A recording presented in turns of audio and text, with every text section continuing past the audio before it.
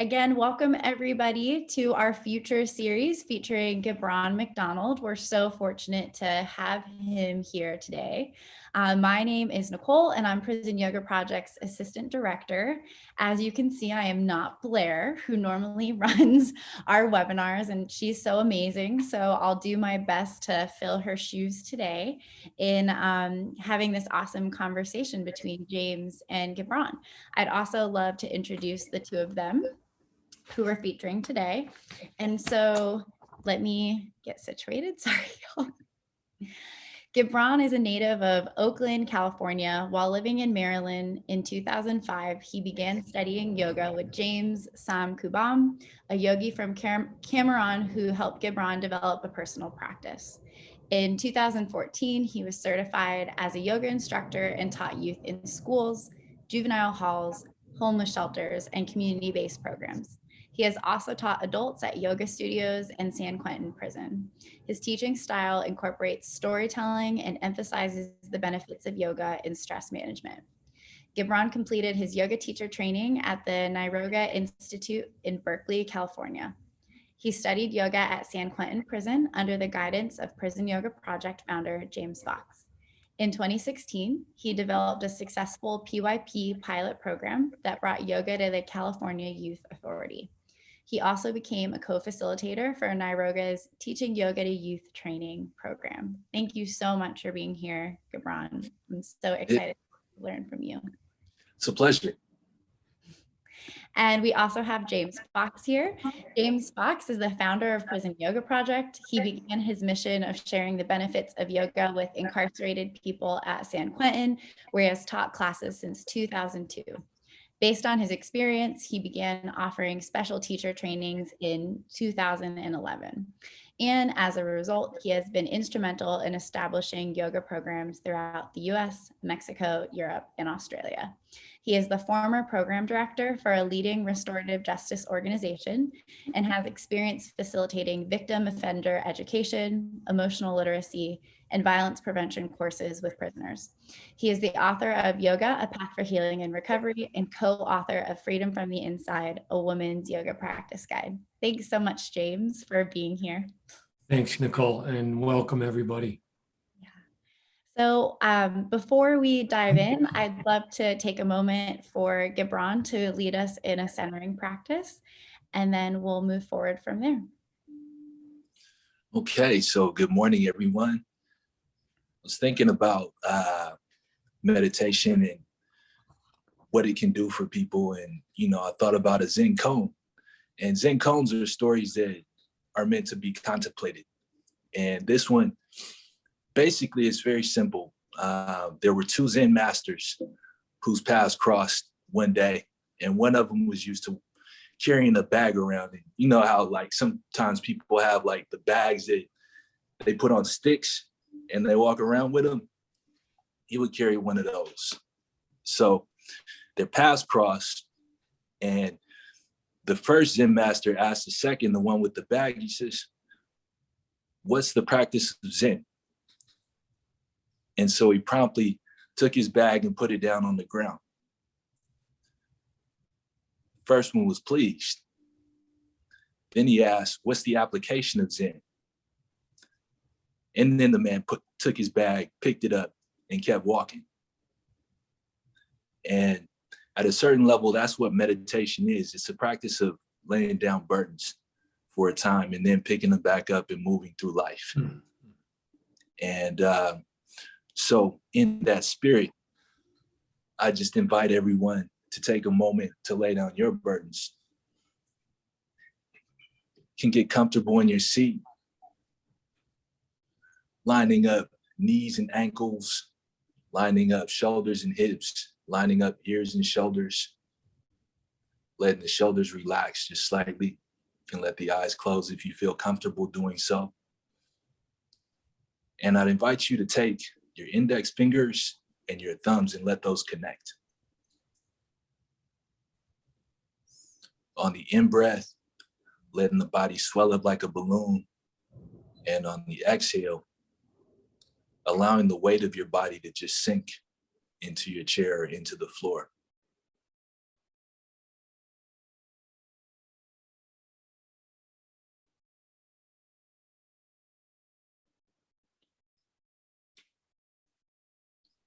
allowing the breath to become smooth.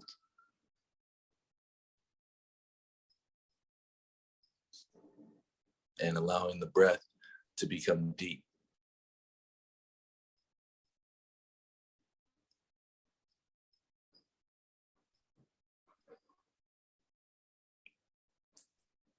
And now I invite you to just notice the connection between the index fingers and the thumbs.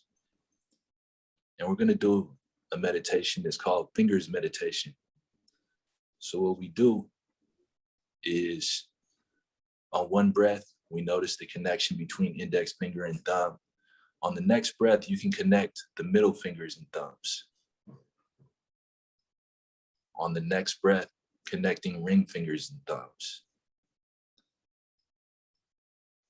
Next breath, connecting pinky fingers and thumbs, and just moving breath to breath, finger to finger, and allowing any external thoughts to be released.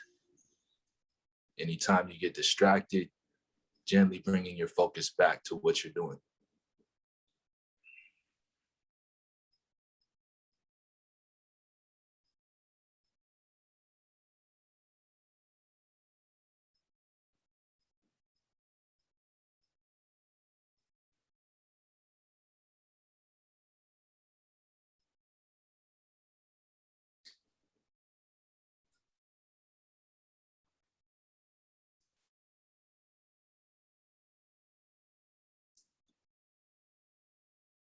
And now adding another layer of complexity, you can start to count how long your in-breaths last. And you can let your exhale be twice the length of the inhale, still moving from finger to finger and breath to breath.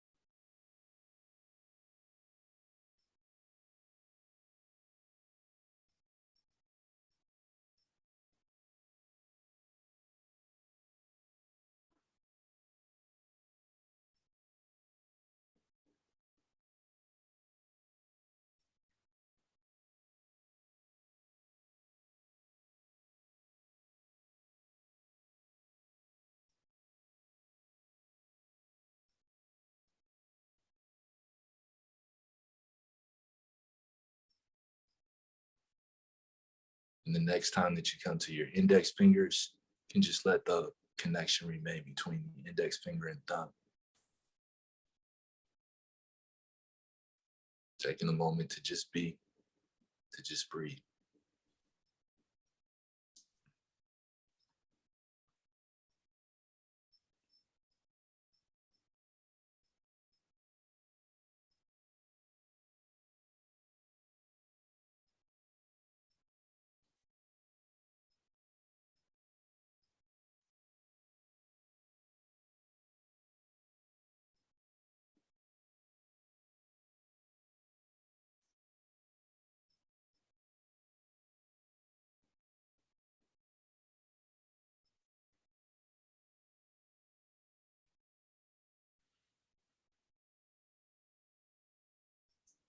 Then when you're ready, you can wriggle the fingers, wiggle the toes, let the eyes open up, and pick up your bags.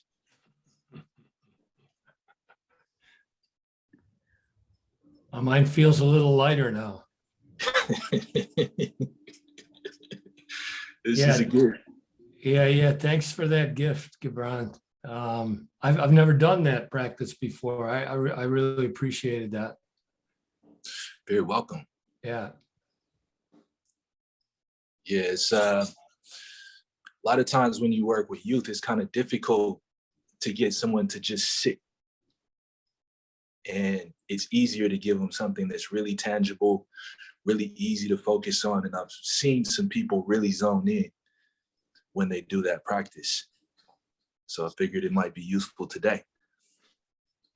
Yeah, it's interesting also working with a sensation of the fingers touching, that you're actually working with the brain, you know, in addition to meditation, which I think is really positive in terms of working with anybody. But like you said, you know, giving youngsters something to focus their awareness on rather than nothing. But we find that's true working with adults, you know, incarcerated adults too, that, you know, giving people the opportunity to really focus on something, and particularly a sensation, a felt sense of something within the body. So, yeah, I really appreciated that. Thank you. And it's a pleasure, a great pleasure to see you again. I mean, I know we've had some conversations on the phone over the last couple of years, but I haven't seen you in a bit, you know? And so it's a real, in fact, I think the last time I saw you was at that workshop we did in Berkeley a couple of years ago, maybe 2019. That's And, right. Yeah. So it's been a long time since there's been an in-person appearance, and we still got to get together really in person, but it's really good to see you. Likewise. Yeah. Yeah, it has been a minute. Yeah. For sure. You know, and I'm looking forward to the next time we get to reconnect. Now that the world is kind of open again, you know, we'll have to make that happen. Yeah. So I've been reflecting, you know, I think we've been knowing each other now for about 7 years. I think we met back in 2014. Sounds about right. At time we met in Berkeley, had tea or coffee together, and we're starting to talk about you coming into San Quentin, and then from there things, you know, continued to develop. I thought maybe what we do is take a look at a video. So back in 2016, we interviewed you for a series that we were doing on prison yoga project facilitators. And I thought this video really, you know, it's kind of like, as you said in your email, it's kind of a blast from the past. But at the same time, a lot of the issues that you raised in that interview are so relevant today. Maybe even more. Of course, they're always relevant. But maybe there's more focus on the issues that you bring up in the interview. So I thought maybe what we do is show that video, and then after the video, we'll talk. You know, you can kind of update us on a number of the topics that you brought out. Okay. Awesome. I'm gonna transition to that video now, and I did forgot to say at the beginning as well that there'll be time after y'all's conversation for questions. So just a gentle reminder to people that if you have questions that come up either through watching this video or through James and Gibran's conversation, that you can drop them in the Q&A box, and we will get to those. So I just wanted to throw that reminder out there because I forgot a little bit of housekeeping in the beginning, and now I'm going to show your video.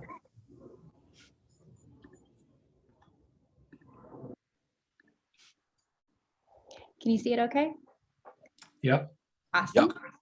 Okay, great. Past year and some change. Go back to the beginning.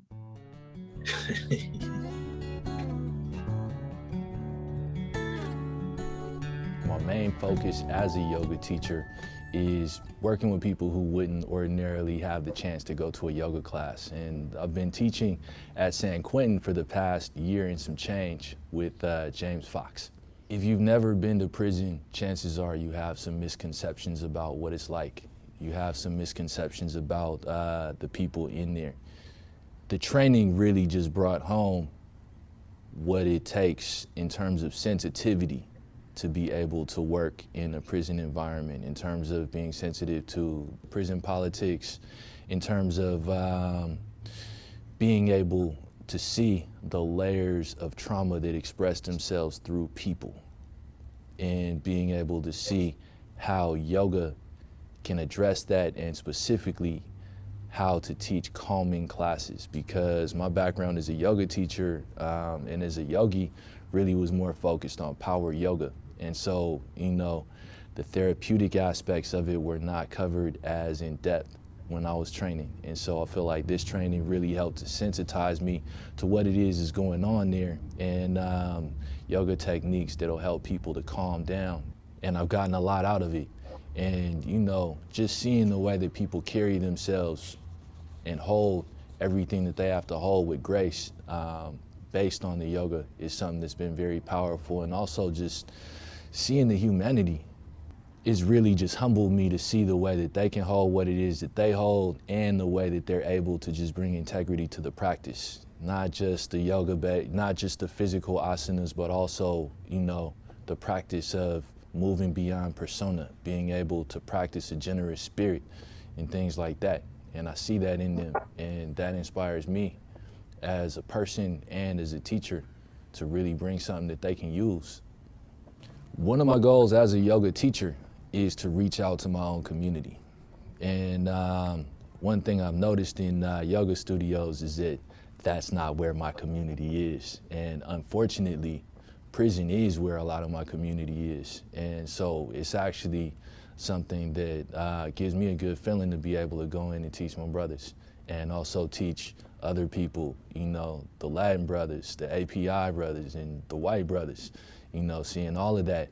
And so from that perspective, I feel like it's just a blessing to be able to go there and to be able to just speak with folks, learn and teach, you know, and it's very important to me as a Black man to be teaching my own.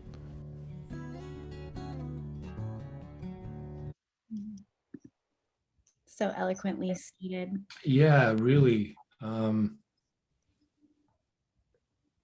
So Gibran, you know, I think a couple of the key things there was one, just kind of the recognition of the level of trauma that people experience in an incarcerated environment. The surprising grace with which they handle themselves. And then, you know, the opportunity that you've had to work with people of color, men of color. And not only because I'm sure you're going to talk about the youth work you've done too, because that's the main topic of this webinar, but why don't you just jump in and maybe kind of bring us up to date on your feelings. So I still feel the same way. You know, it's been a real blessing to be able to work with my own community. And it's something that I wondered about as I became a yoga teacher. You know, would I actually be able to teach people who came from backgrounds like mine, people who came from communities like mine? Because, you know, when I was studying yoga, I was really fortunate that I had a teacher who was from Africa, and, you know, he was a Rastafarian, and, you know, he brought a lot of consciousness to the teachings that he gave us. And I felt like that gave me something that was deeper than what I might get in a yoga studio experience. And, you know, he taught classes in his home. And, you know, so after that experience, I did go to yoga studios, and I didn't feel as comfortable as I did studying under James, the other James. And it was a real blessing to me to get connected with organizations like PYP and with the Niroga Institute in particular, who were doing classes in the community, who were doing classes in schools, who were doing classes in institutions. And, you know, I found that maybe for some students, the fact that I am who I am made the practice more accessible for them. I hope that's the case. And, you know, I definitely found that it just brought a joy to me to be able to work with these young folks, even though the situations and circumstances that they're in sometimes are difficult ones. You know, our paths still crossed, and it was still a blessing, you know, and so I still definitely feel the same way about my path as a teacher and as a yogi. And when I think about the reasons why my community is not as comfortable in yoga studios, and why it is that I find that there are so many people who come from schools that I've taught in, for example, who end up incarcerated. It's just a really deep thing. It's just a really deep thing. Yeah, I wonder if you'd talk a little bit about your experience in the different environments that you've taught youth, because you've had a lot of experience teaching in detention facilities, in schools, and in other kinds of centers. I wondered if you'd talk a little bit about that experience. Sure. So when I first got my yoga teacher, when I first got my RYT, it was as a part of a scholarship program for yoga students of color that was run at the Niroga Institute, which is called the Integral Health Fellowship. And as a part of that, in order to complete your training and get your RYT, you have to teach 100 hours of free classes. And, so I started out teaching at Melrose Elementary School. I taught at a daycare center. I also taught at the Juvenile Justice Center in San Leandro, California, which is the Alameda County, basically juvenile hall. And so that's essentially the juvenile hall for Oakland, right?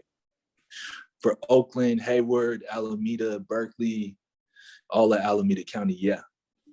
And it was a trip because when I first went in, I went into a maximum security unit, and I was working with a couple people from the Niroga Institute. We were doing a yoga retreat there in the unit, and I was nervous. I wasn't sure quite what to expect, and I don't think that I was necessarily at full capacity, so to speak, when I first went in. One of the things that you would talk about sometimes when we would talk about teaching is the fact that you have to get out of your own way sometimes to be at your best. It's when you're not really thinking about it, when you're just doing. And, I had a lot of kind of clutter in my mind as I went into the unit that day. And I remember one of the students saying, "Yeah, we feel the yoga, but we don't feel you." Oh. And, I appreciated that because he was being honest about what was happening and in that moment. And it made me realize it's like, you just have to develop your own style. You have to come into it and bring your full self, whoever that is. And they'll respect that. People respect honesty, people respect integrity, people respect you being who you are. And so it was kind of a rough day, but it also kind of laid the foundation for other things that I was going to do in the future. And it's a trip because, I'm kind of jumping ahead a little bit. But when I finally started teaching at the CYA, and that's the California Youth Authority, that's different from a juvenile hall. It's a state level institution that houses very serious youth offenders. And one of the students who was there the first day that I started teaching, I actually ran into at CYA, and it was a real trip to see just the progression of his life, as a state raised person. But at any rate, after doing that retreat, I started teaching what was called the WIDA, and that's the Weekend Training Academy. And that was sort of like an alternative to incarceration and a transition from incarceration for people who are incarcerated at the county level as youth. And, that was kind of like, it's still in the JJC, but it was in a separate area. And there was a little bit more nature around it. It was a little bit more serene. And, it was there that I really developed my teaching and developed you know, a little bit more of a rapport with the young people. And, you know, it was a beautiful experience. You know, there were definitely challenges. There were definitely students who were into it. There were students who were not into it for various reasons. And, you know, you have to learn how to deal with that, because yoga was a necessary component of it. It's different than being at San Quentin, where you have a waiting list and everybody's really into what's happening. You know, for a lot of them, they're like, what's yoga? Why do I have to do all this stuff? You know, and I don't see what's in it for me. And, you know, I'm not sure if I want to expose my vulnerability with my own body. And so over time, you talk to people,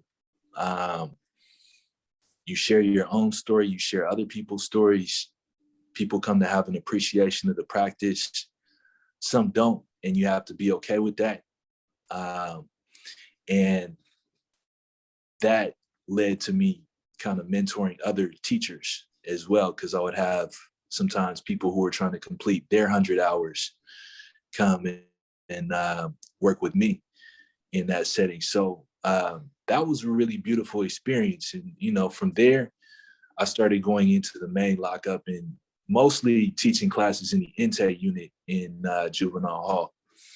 And intake, for those who don't know, is basically the first unit that you touch down in when you actually land in juvenile hall. And there they assess you and decide what security level you are and where to place you from there. So it was a revolving door. A lot of times, you know, people would be there for a week or 2 weeks and, you know, didn't really have time to like develop relationships with people. You know, it was more like, this is your shot to expose people to the benefits of the practice of yoga. Yeah, and I can imagine also the level of stress in that environment was extremely high, just coming into a facility and trying to find your way, trying to find your footing. And as a youth, you know, the whole issue of, you know, do I belong? Do I not belong? How do I protect myself? So on and so forth. And what have I done? Yeah. You know, where am I right now? Where is all of this going to go? Yeah, I mean, and you could definitely see that in some of the young people, you know, just in the way that they carried themselves. You would see the weight of their situation. And so what were some of the what were some of the tools that you would use, you know, working in an environment like that? What were some of the tools from yoga, or that you basically adopted from yoga, or adapted from yoga is better said, to deal with that kind of a situation? Well, first of all, I tried to keep everything really tangible and grounded. You know, I also found that people really connected with stories, and I feel like storytelling is a part of the tradition of yoga. You know, they like, especially going back to India, there are a lot of really deep stories that are written in the sacred books. And, you know, storytelling is a way of connecting with people, with putting them at ease. So I would incorporate that. And I would try to talk about stress and really enter the conversation there and talk about different ways that stress can affect your experience of life and your relationships with other people and your relationships with yourself. And, you know, it's really a trip because, you know, we talk sometimes about how mental health is endemic in prisons, right? And, you know, I heard a statistic that like 50% of incarcerated people or of incarcerated adults are dealing with a mental health issue at any given time. And for juveniles, that's even higher. The number is like 70%. And, you know, one of the things that therapists talk about and that I feel like it's important to practice is unconditional high regard. So in terms of the way that you actually talk to people, not being judgmental, not asking them what they're in for, not treating them like they've already done something wrong, and a lot of times when you actually go into that environment, you see the way the COs talk to them, and COs is correctional officers, the guards, and I'm not saying that all guards are like this, but one of the things that you see is that there's an assumption that they've already done wrong and that they're bad people. And, with yoga, it's like, what do you want to bring out of yourself? And what do you want to bring out of other people? So I had to look at that and practice that unconditional high regard. And I think that really helped me to develop relationships with them. There are some yoga practices that I didn't do when I was in there. Like, generally I wouldn't do things like downward dog or happy baby pose. There were some things that, might trigger people that I stayed away from. But a lot of times I did practice asanas that would help people to ground, balancing postures, tree pose, Nata Rajasan, and things like that to help people get a sense of grounding. And I would explain to them that, this is a practice of balancing your body, but it also helps to balance your mind. And, some people really took that and they ran with it. Yeah, that couple of things you said really kind of reflect some of my experiences that I wanted to tag you on. And that is many years ago, several years ago, I was invited to do some work with a gang prevention program in Chicago. And I got invited into a group in the evening. And it was like, being parachuted into enemy territory. Here I am, this older white dude coming into a group of mostly young men of color, Latinos and African Americans in Chicago. And the guy who facilitated the group kind of turned it over to me. And the next thing I know, the participants in the group started throwing shoes at one another and, joking around, having a good time at my expense. And I was kind of in that moment of like, geez, maybe I'm in the wrong place, but I said yes, right? So talk about getting out of the way, So finally I said, how many of you guys experience stress? And I said, come on, get real with me. How many of you guys really experience stress in your life? So as you said, that became the entry point for me. And it was still there were about 7 young men. It was still very challenging to keep them on focus, but at least we entered into a conversation about the recognition of stress and some of the tools from yoga that could be used to alleviate some of that stress. And then the other thing that you were talking about, in terms of balance poses and grounding poses, so oftentimes when I'm teaching at San Quentin, I'll mention to the guys, see if you can get some practice in when you're not here in class, and understanding they're not going to practice on the yard. And they've only got about the size of a yoga mat in their cell to practice in.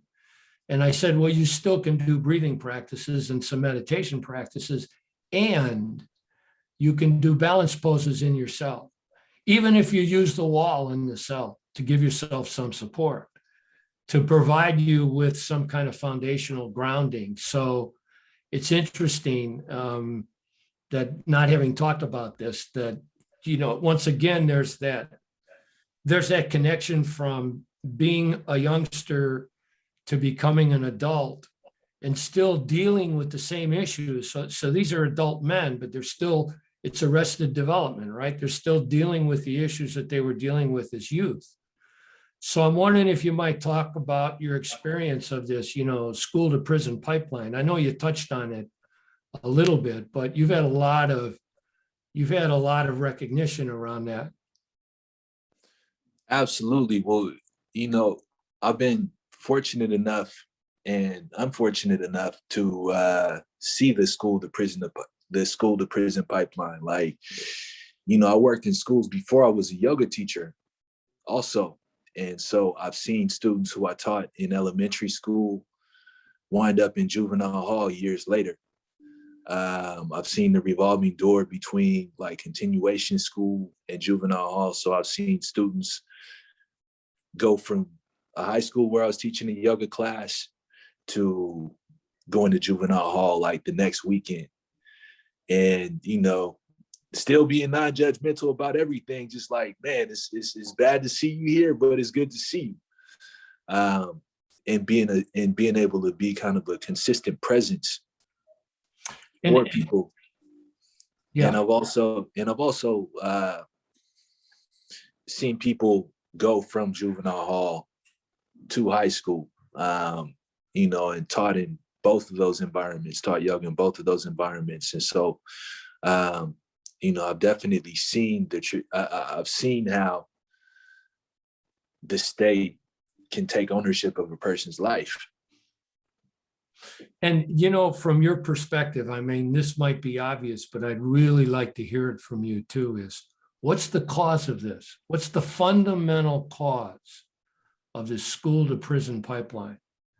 I mean, having seen it, you having grown up around it, you being a man of color, have a much probably deeper understanding and perspective on this than I do. And I'd really like to hear what you have to say about that. Well, the cause of the school to prison pipeline at a certain level was economics and social control. And this is something that goes back a long time. I think that communities of color have been over incarcerated for various reasons, usually economic. So of course, like you could look at slavery as like permanent incarceration for economic reasons. You're caught up in a system that you have no control over, and you're just in it. Your kids are in it. It moves from that to the convict leasing system and the peonage system. And, I heard one of my aunts, actually, who's from Tuskegee, Alabama, talk about how her uncle got caught up in that. And, they used to have these vagrancy laws, and they had a lot of different laws that they created to criminalize being Black, basically. And she said that every year around harvest time, you would just see a lot of Black men get arrested, and their work would get leased out to farms and factories and, industrial concerns. And, that's just what it was at that time. And, then you move through history up to the 1960s and the 70s, and you had a lot of Black people, including Black people who were caught up in the prison system, who were really trying to take ownership of their own destiny in different ways. And the government didn't like that. They considered the Black Panthers to be the greatest threat to national security that existed, and that's what J. Edgar Hoover, who was the director of the FBI, said at one point. And, from that point, a lot of mass incarceration started to take place. Even though, like I said, there had been systems in place before that. So an industry was built up around prisons, and even today, like I heard not too long ago about a town that's upset because the prison that's in their community is slated to close pretty soon, and there's an industry that's built up around prisons in terms of, people going to restaurants around the prison when they come to visit their loved ones, in terms of the people who actually work in the prisons, who are from these different communities. And sometimes in the case of privatized prisons, you have a direct profit motive in incarcerating people. Now, I say all of that to say that economics and incarceration have always been pretty tightly linked. But when you get to the level of why is it that a young person ends up in a situation where they're incarcerated? Like, how do they, like, what's going on in their minds? As a person who's never been incarcerated, I'm not going to say that I completely understand it. But what I can say is that there is a culture that glorifies criminal activity. And there is there's an incentive for people socially to engage in criminal activity. And it's interesting because, like, when I was growing up, it was around the time when gangster rap got really big and gang banging got really popular. And I've heard people speak on how, like, back in like the early 80s and before that, people had different aspirations. Like, to be cool, people were, not necessarily trying to be gangsters. They weren't trying to be the hardest person on the yard, so to speak. But, people will wear like tight clothes and, like there was a different aesthetic. And then, when gangster rap came in, the culture shifted, and everybody and a lot of people in my generation really took a lot of the culture that came through music to be what you should aspire to be. Mm-hmm. Now I'm not going to blame everything on music, but you have to acknowledge the fact that culture shapes people's values. And so, like, I listen to music now, and a lot of the music that I hear on the radio is, it's music about violence, it's music about drugs, it's music about hypersexuality. You know what I mean? There's a lot of messages in the music that could lead a person who's really easily influenceable to get caught up in the criminal lifestyle. Now, that's one part of it. But there's another part of it which just has to do with the fact that when you're poor and you're dealing with a lot of stress, sometimes fast money, easy money looks glorious. And there are a lot of things that, you have to do to get that you didn't necessarily sign up for. But by the time you get into it, you're already there. And what can you do?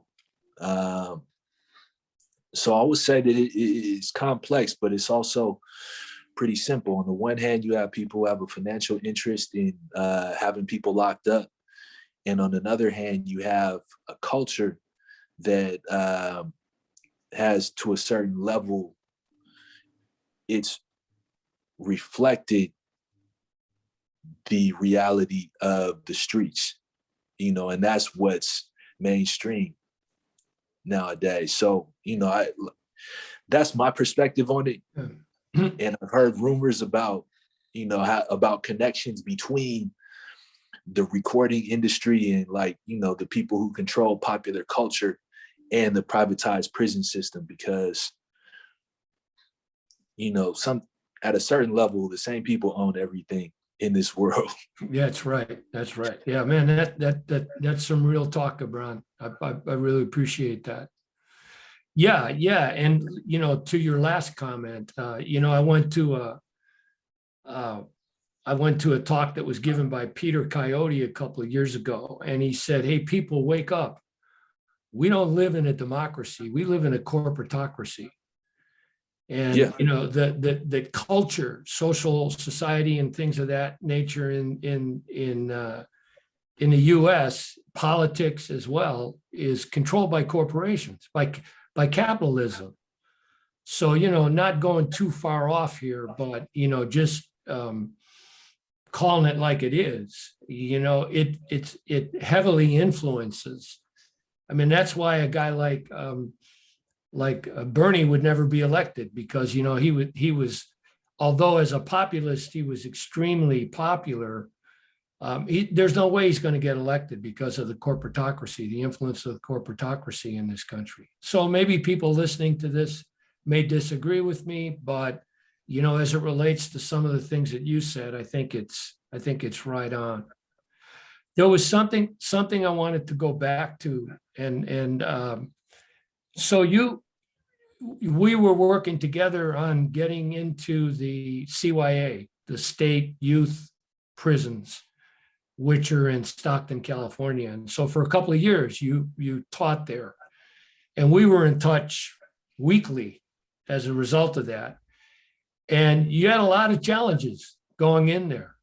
It was like hardcore going into that kind of a facility. You're working with youth who've committed serious crimes, working in an environment where maybe you didn't get the full support of prison staff.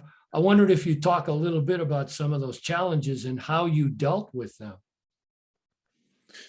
Well, I feel like I did have some challenges. Part of it had to do with the structure of their programming and the order in which they call people out to come to classes. So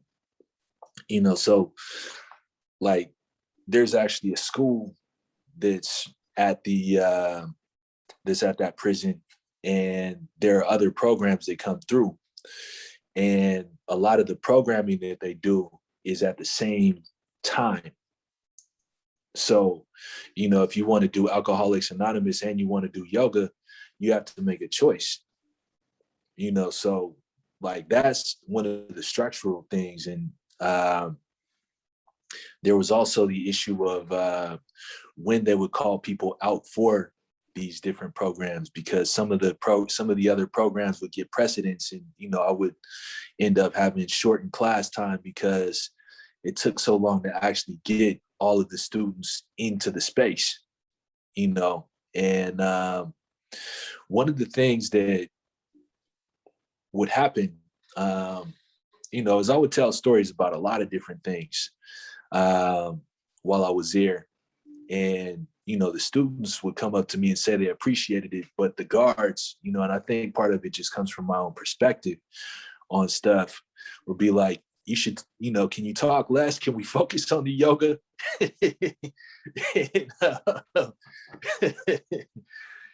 Interestingly enough, that's something that you had said years and years ago when I was teaching at San Quentin. But I feel like they didn't necessarily give my program, the yoga program, priority like they could have. And so you just have to work with that and teach the best classes that you can. And I definitely heard students say, well, we appreciate what you're doing. And that whole experience at CYA, even though, it was definitely a drive and there were definitely some challenges in terms of dealing with staff, at the end of the day, you have to teach good yoga and you have to show love, because students are trying to figure out like who's there for what reasons. And, I've had students reach out to me since that time, since they got out from CYA, and that kind of showed me that there was something that was special that was happening there. And that was what I perceived as well. Yeah, that's, once again, I'll interject an experience I had. I used to teach yoga at a county detention facility. And it was always a mixed bag because it was a Friday evening class. And for both males and females. And they had an option. They could stay locked up or they could go to the yoga class. So you can just imagine what that was like. There were no mats. There wasn't anything like that at all. And so I'd show up on a Friday night, and half the time I'd go out to my car afterward and go, what am I doing to myself? And it was challenging working with some of the youngsters, and there would be kind of a revolving door. I'd see some of these young men, and then they'd leave, and then 3 months later they'd be back. And oftentimes I'd say, I wonder if they're getting anything out of this. So one day, you know, a year later, I'm going into a Trader Joe's, and I walk into the Trader Joe's, and here's this young man bagging groceries, and I recognize him from juvenile hall.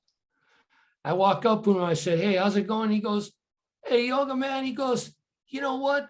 That breathing practice you taught us, my mother had an anxiety practice, and I helped her out with that breathing practice." And it was like you said, you've got to be serious about what you're doing, regardless. It may not look like anything is happening, right? Like what you're teaching is being received, but being challenged to continue to stay the course and to continue to do it. You never know really the value of the skills or the practices that you're. So, you know, talking about guys who contacted you, you know, after they got out, reminded me of that experience I had. Yeah, and I feel like that's one of the big messages that I hope that people get from this talk, is that you never know where your work is going to go. You absolutely never know who is going to pick that up and run with it. I mean, I had a student in the mental health unit in juvenile hall in Alameda County, you know, and this guy, I won't say his name, but you know, he was very clearly like, he had a lot of energy and he was having a hard time with self-control. And, you know, he would walk into the classes and just kind of disrupt things and then walk out, you know, like I heard he was body slamming some of the COs, and, you know, he was a character. And I didn't think that he really got anything out of the yoga practice. But, you know, I was talking to one of the COs a couple years later about this guy because he remembered him. And it was like, oh yeah, man, he would, you know, you would see him, he would meditate. He would meditate on his own, you know, and you would just see him in the yard. And that was something that like, he would have been the last person who I would have guessed would have really taken the practice up like that. But he did. And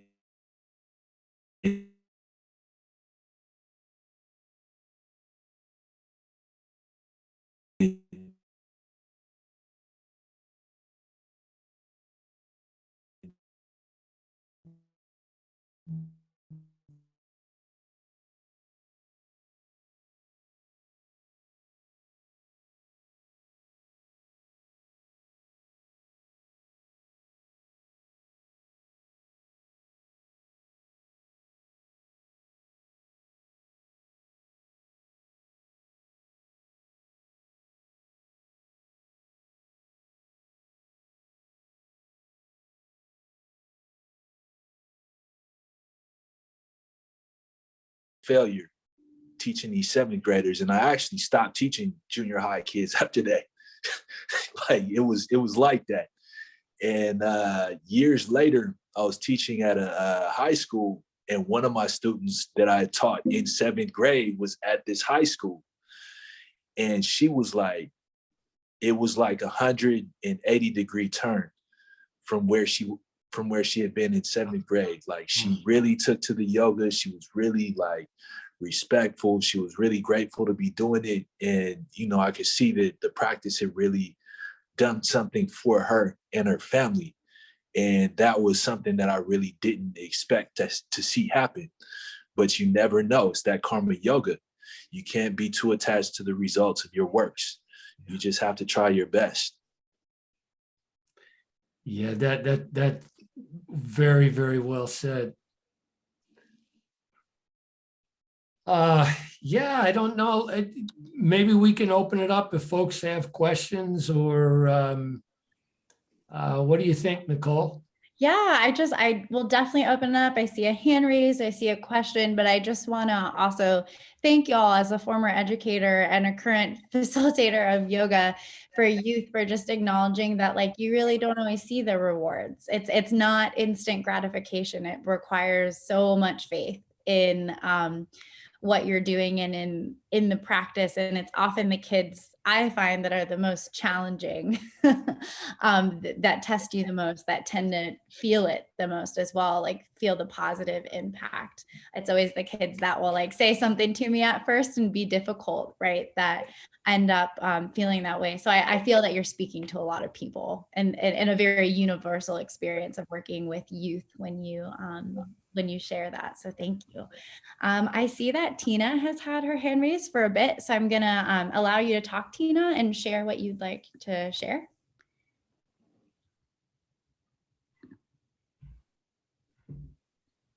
If you'd like.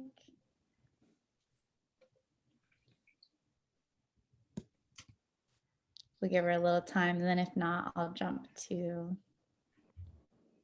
our Q&A.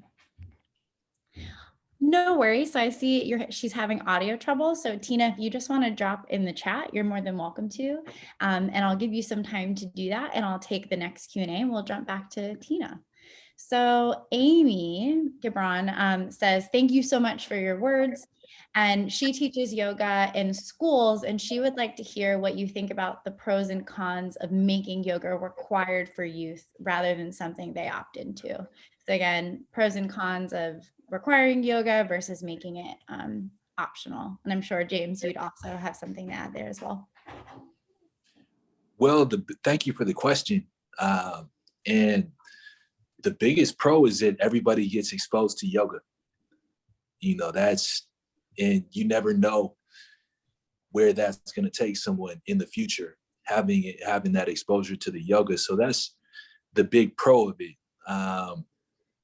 And there are a few cons for sure, you know, because if you have people who have to be in a certain space, you're going to have a certain percentage of people who are interested in disruption, who are resistant to the practice, who obviously don't want to be there, and who will make it difficult for other people to learn. And, you know, like I've worked in both situations, and I feel like there is no right answer. You know, it just has to do with like, and truth be told, if I had a preference, I would definitely prefer to have students who are interested in the practice so they can get the most out of it. Yeah. You know, because when you have people who are not interested and they're starting side conversations and they're starting to use their hands with other people, and, you know, like you can just tell they're not into it, then it can detract for you as an instructor. It can detract for other students who are really interested.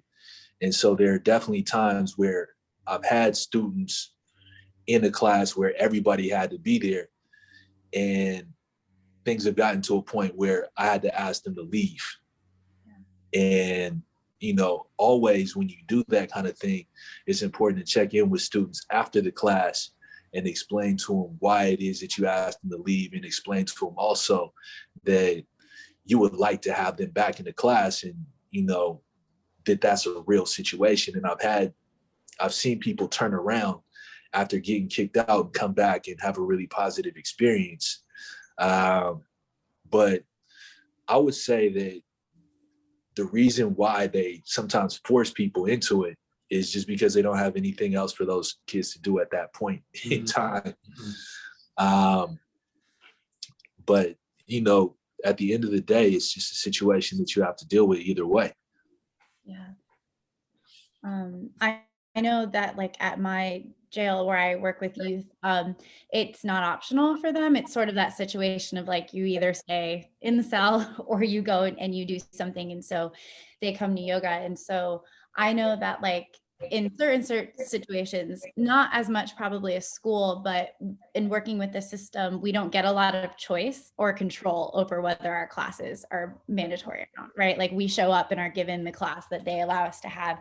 And so I just know that I emphasize, if they're forced to be there, that once they're on their mat, they have total choice, right, over how much they participate. And it sounds like you do that as well. But then what comes out of that is, well, what does that total choice look like? Because it doesn't look like, right, putting our hands on each other or like, you know, making jokes while someone's trying to balance. So it's tricky. It really is a complicated situation. But I think we always emphasize all that choice.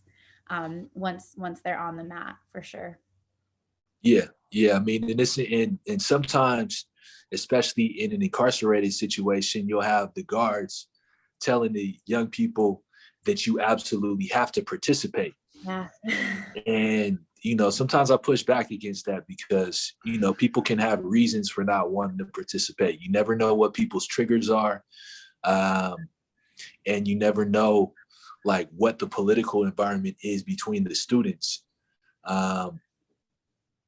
So it is really important to give people the choice as to how much they participate, as long as you have some ground rules as far as what they do with other people who are in the room. Right. Absolutely. James, go ahead. Yeah, well, this brings up, I just want to be mindful that we may have some other questions, but there are just a couple of things that I'll interject from my own experience. And one is, before beginning a class, if you have a group, one of the things that worked for me was establishing the ground rules with everybody. So sort of like before you ever even begin, like, okay, how are we going to do this? And it might take most of that first class to basically go through how are we going to be together. And usually the people who are most interested in the class will bring things up like, well, we don't want interferences while we're practicing, and we don't want people talking out, and so on and so forth. And you take the time to get buy-in, if you can, by the way, if you can. And then, odds are that it's not going to happen that way. So you go back to, hey, we agreed, we had ground rules here. So like you were saying, Gibran, either we live with the ground rules or you excuse yourself, but that there are people here who are interested in doing this practice and getting benefits from this practice. So we want to support that. If you're not into that, then you can excuse yourself, which is another way of getting out of, I'm kicking you out. But you can excuse yourself. The other thing I wanted to mention is I had an experience of teaching in a residential treatment facility, young men who were court ordered into the facility. In the beginning, it was mandatory that they attend.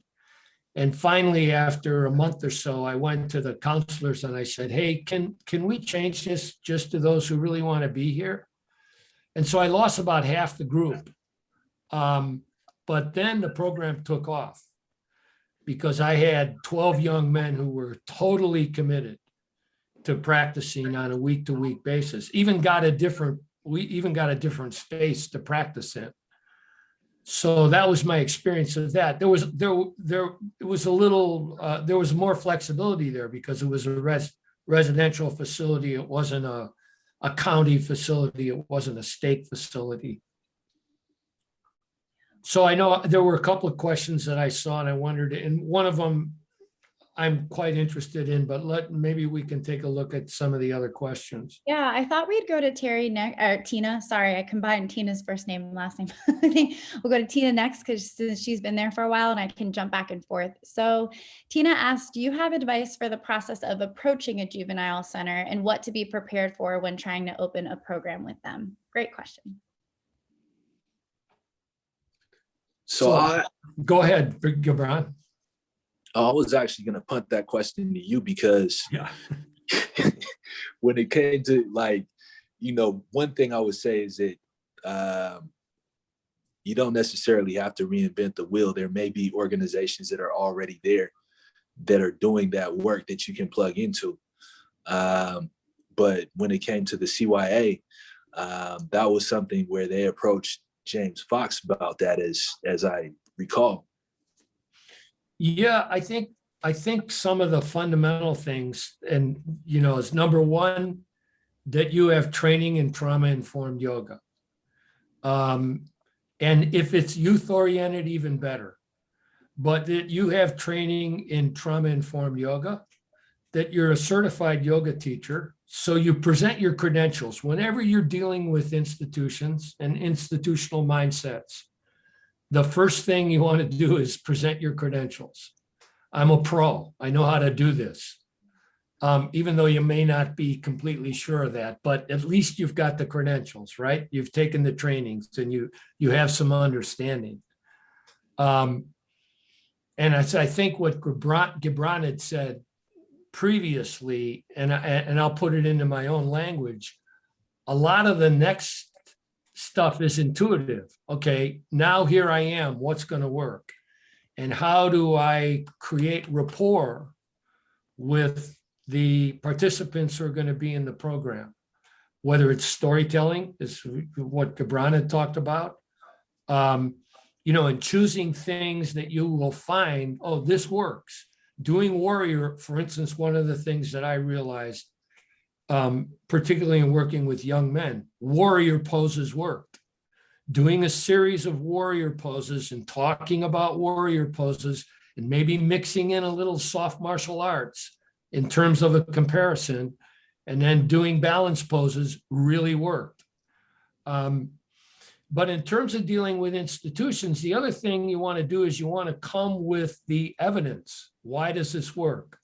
So there's an abundance of studies that have been done on the value of yoga for stress, hypertension, anxiety. And there have even been studies that have been done on incarcerated people for these issues. So you want to be able to be prepared when you make a presentation, a professional presentation, that this is the intention of the program. This program, I want to be able to address the stress, the anxiety, the loneliness, some of the other issues, impulse control, a big one.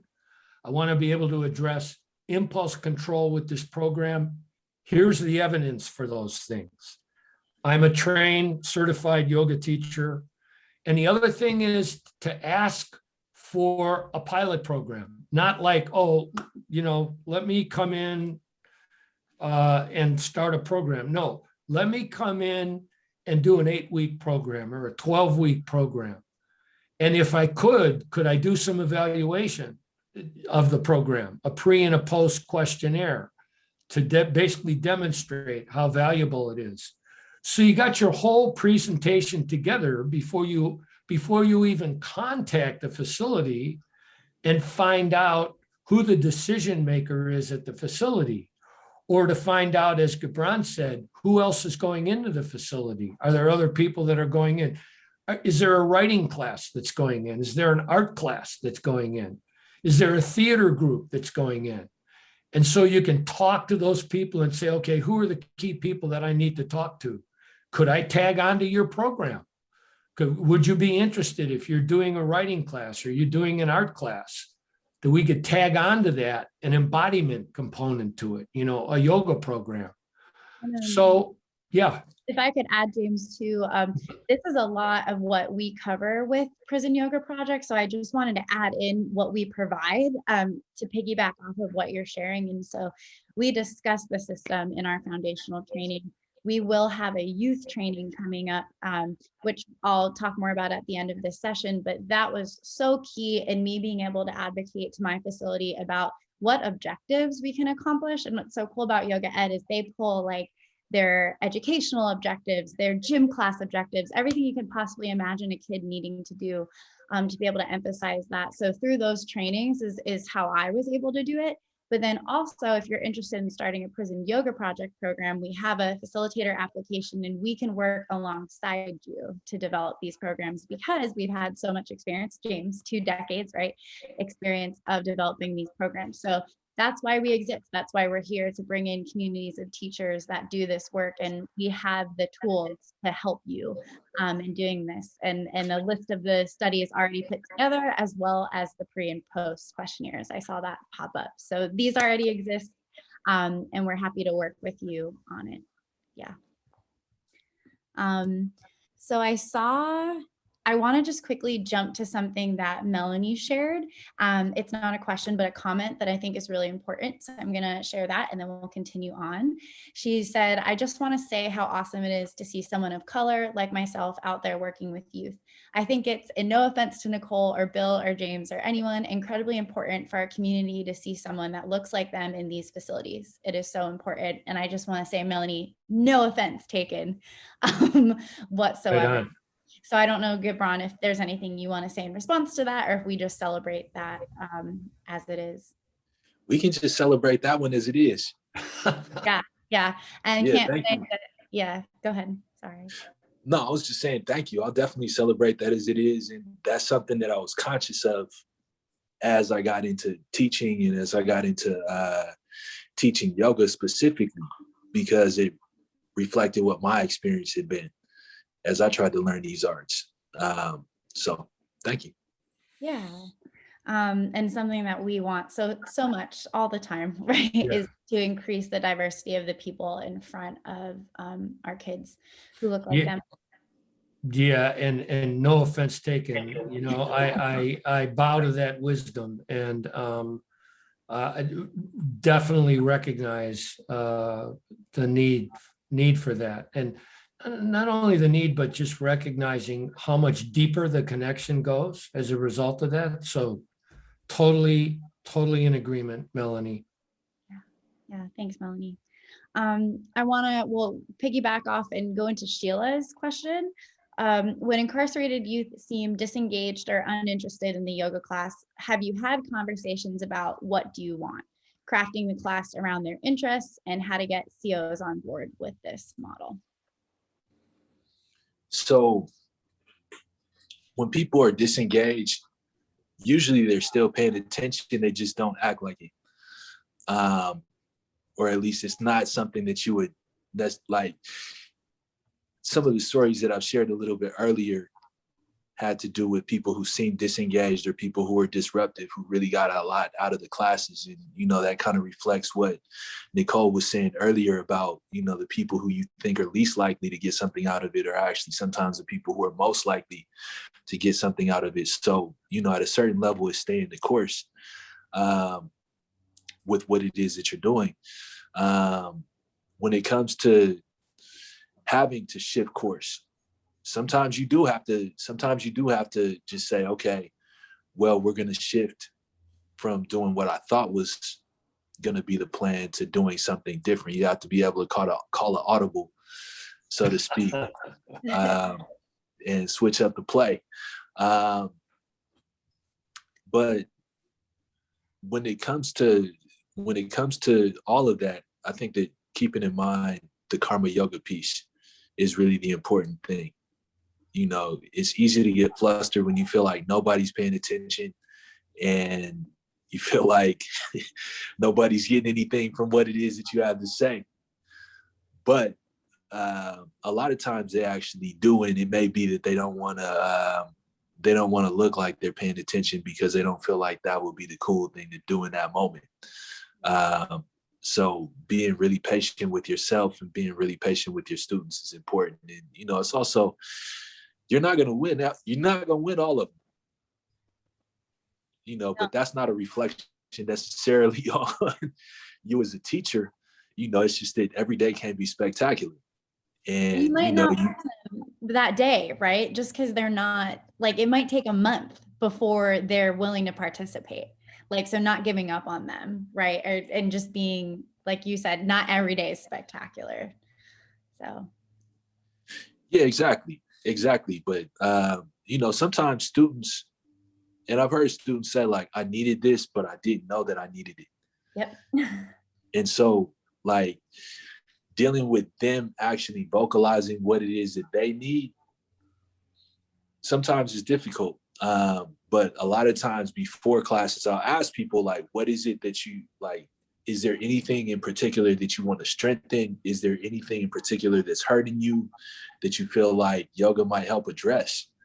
And so, you know, just putting that question out there maybe might get some people to be more interested, but, you know, sometimes that doesn't work.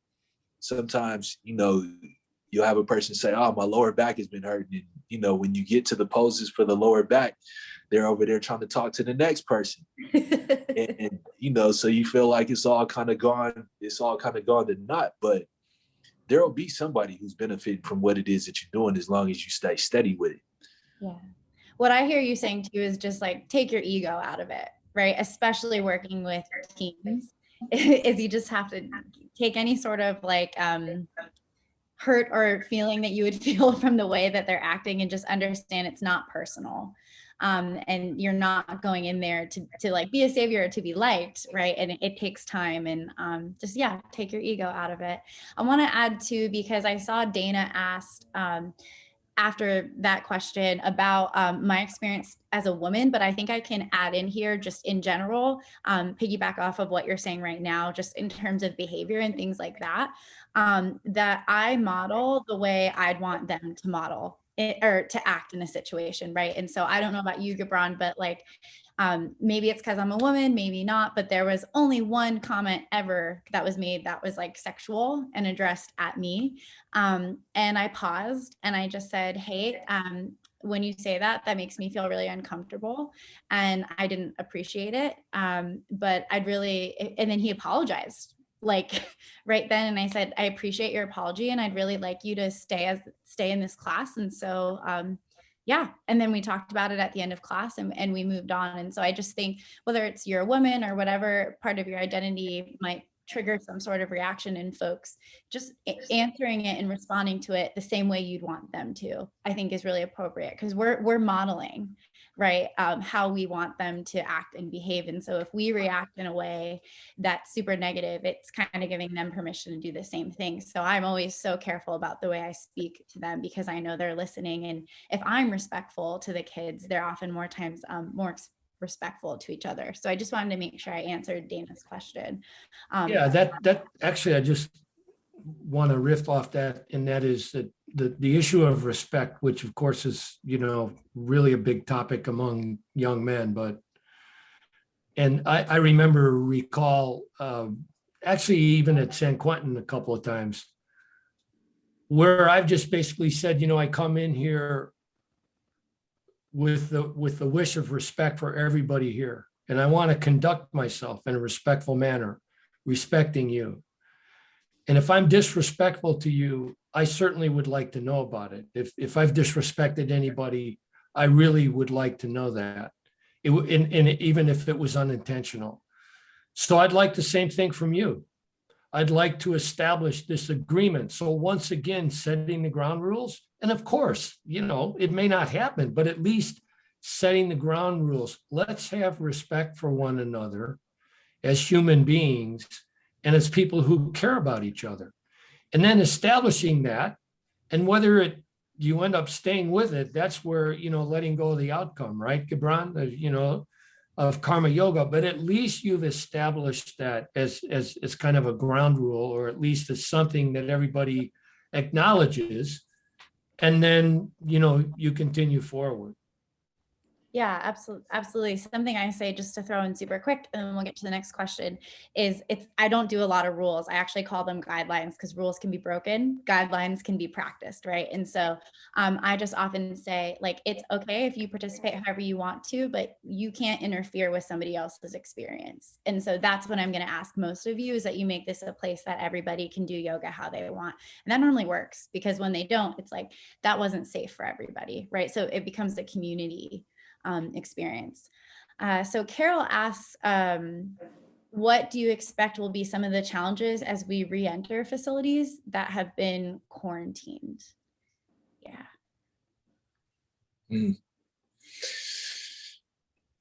I'd imagine that there's just going to be a lot, like people's stress levels are going to be really high.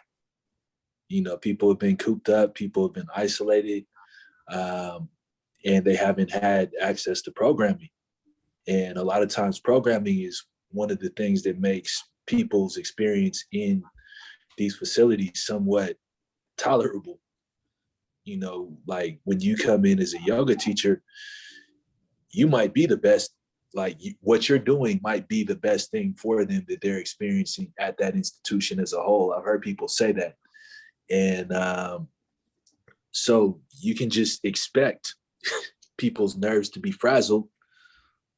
And I'd imagine that you can also expect some people who will be really happy to see you, especially if you're working with the same community that you were working with before everything shut down.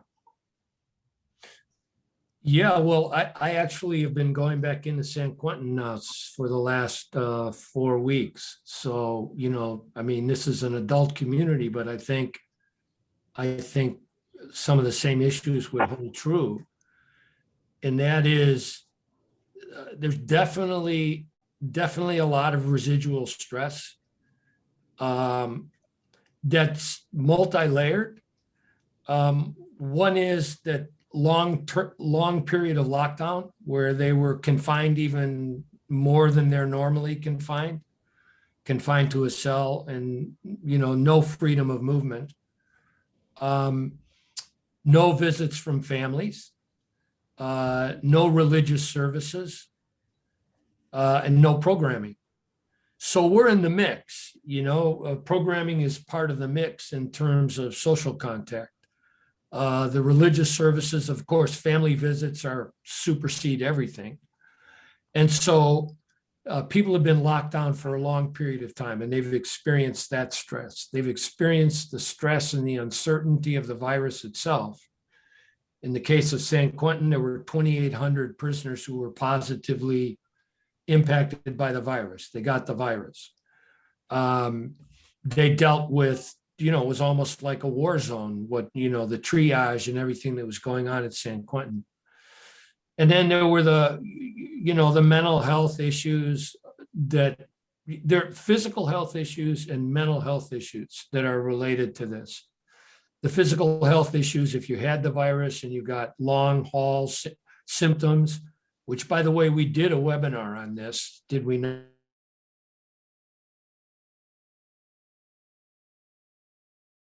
For long haul symptoms of COVID-19.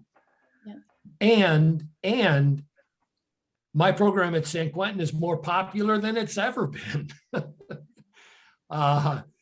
Because I think there's a recognition not only of, oh boy, we really miss programming, but this is something that could really help me from the physical issues, the mental issues that I dealt with during COVID-19. So that's been my experience. And yeah, it's been tough. And also a lot of changes have taken place. And I'm sure this is true for a lot of facilities. A lot of changes have taken place in the facility itself as a result of the virus. Even staffing, right? Like I came back to a completely different staff. And I think that's not to be like, that can be a big thing, right? Because you build this relationship with one group and then it's all new. And so I'd anticipate that as much as anticipate that more stress from folks. It doesn't always show up right away though. Like day one, they were happy. They just wanted to do yoga. The conversation didn't turn towards COVID until a little bit more down the road. Yeah, it's that issue of hidden injuries that we acknowledge in trauma-informed yoga, that people carry hidden injuries that, you don't necessarily see it right away, but over time it's revealed. Yeah, I like Gibran shared with our meditation, right? In the beginning, putting your burdens down. I thought that was so good. Something I want to steal and give you credit for when I do it with my participants, but even being able to invite people to share what those burdens were during COVID, I think, right? So they can talk about it. I think we have time for one more question and then we'll pivot towards closing, giving Gibran some time to share any last bit he'd want to share. But Doe says, thank you for your courage and service in our communities. It's much needed and deeply appreciated. My question is, as a yoga teacher with incarcerated youth, how do you personally navigate your equanimity? So how do you balance your own empathy, or how do you balance your empathy while understanding that youth are also on their own journey? Well, I feel like the big thing is just staying on your personal practice to maintain your equanimity. I definitely would make sure, well, I'll put it this way. Personal practice happens whether I'm teaching or not, but especially when I'm teaching, I would meditate before I would go into teaching class, maybe burn some sage, and practice some rhythmic breathing so that I'm in the state where I can get out of my own way, where I can just kind of let things go and let things roll off my back. And I'm also like, I feel like I'm fortunate because I was doing something that I really like to do, sharing this practice. And so there are times when there are times when you don't necessarily feel like the practice is being received the way you would like it to be received. But, you know, and we keep coming back to this, is karma yoga, you know, and understanding that in life, people have a really long time, hopefully, within which they can actually connect with the practice. And you never know what it is that is going to happen as a result of you just planting seeds. And I feel like that applies not just to yoga teachers, but to anybody who works with youth. That it's a long game. You never know where that exposure is going to take a person. And so I'm mindful of that, and mindful of the fact that it's not about me. And so even if I do have a rough time, like I've been roasted before by my students, and,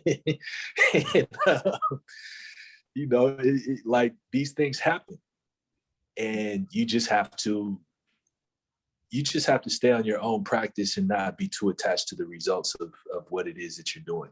I think is the bottom line to maintaining your own equanimity, that in your personal practice. Because if your personal practice,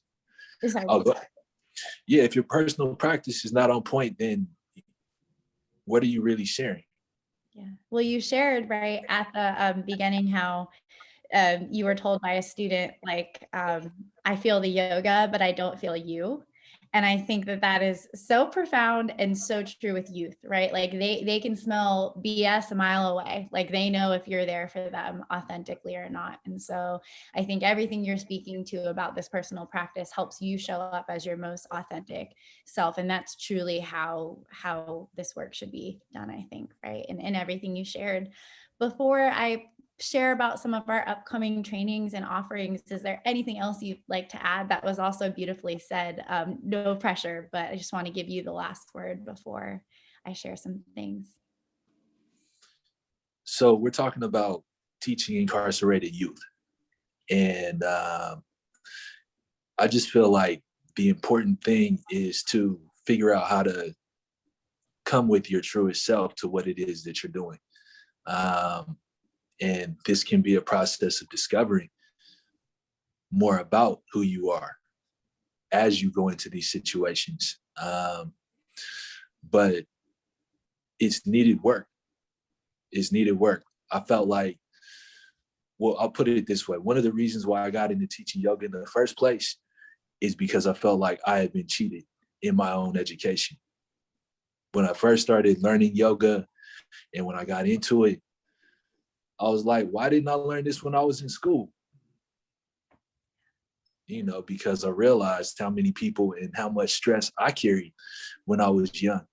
And, you know, so I would just encourage people to do that work and to not be worried about how it's going to be received, you know, because there will always be somebody who you connect with in these places, even if you don't know it. So I would just say, be encouraged. It's important work. It's necessary work, and you can do it. Thanks, Gibran. Thank you so much. And if you are interested in learning more about working with youth, we will be offering a training in partnership with Yoga Ed that is coming up. I'm going to ask Priscilla to drop a link to that course description. Don't mind my printed papers in front of me. But it's called Change from Within, Yoga for Youth in the Juvenile Justice System. And it's a bundle of 2 trainings where it's a trauma-informed training for working with teens and very specific to yoga for teens. I saw a question in the chat that we didn't get to answer about the difference between like preteens and teens. All of that stuff is covered in Yoga Ed's amazing resources. So wanted to share that. We'll actually be having an info session on it tomorrow.